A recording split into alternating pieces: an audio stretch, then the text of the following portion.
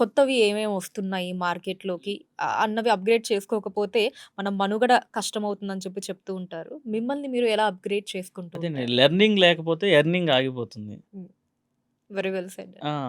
Every day మనం ఒక కొత్త వర్డ్ ఖచ్చితంగా నేర్చుకోవాలి. ట్రెండ్ నౌ ఏ డేస్‌లో మనం every day update every day మనం బిజినెస్ మ్యాన్స్ కాదు స్టూడెంట్స్.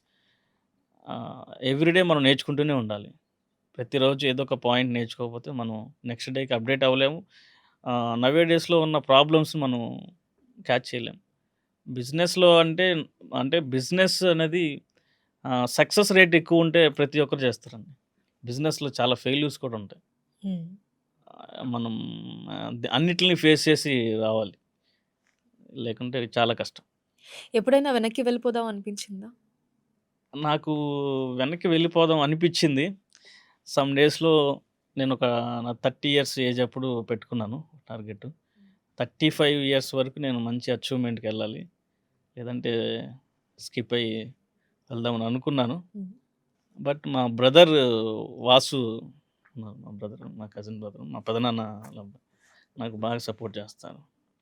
నేను ఆ సమ్ టైమ్స్‌లో రన్ చేయలేకపోయానన్నమాట బాగా. అంటే కొంచెం ఫైనాన్షియల్‌గా గూడా డౌన్ ఫాల్స్ కొన్నవ్వడం. మా బ్రదరు నాకిప్పటికీ సొంత బ్రదర్ కంటే ఎక్కువ. నాకు బాగా సపోర్ట్ చేస్తారు. ఓకే. సో, మళ్ళీ నేనున్నాను. నువ్వు స్టార్ట్ చెయ్యి. So, then now okay.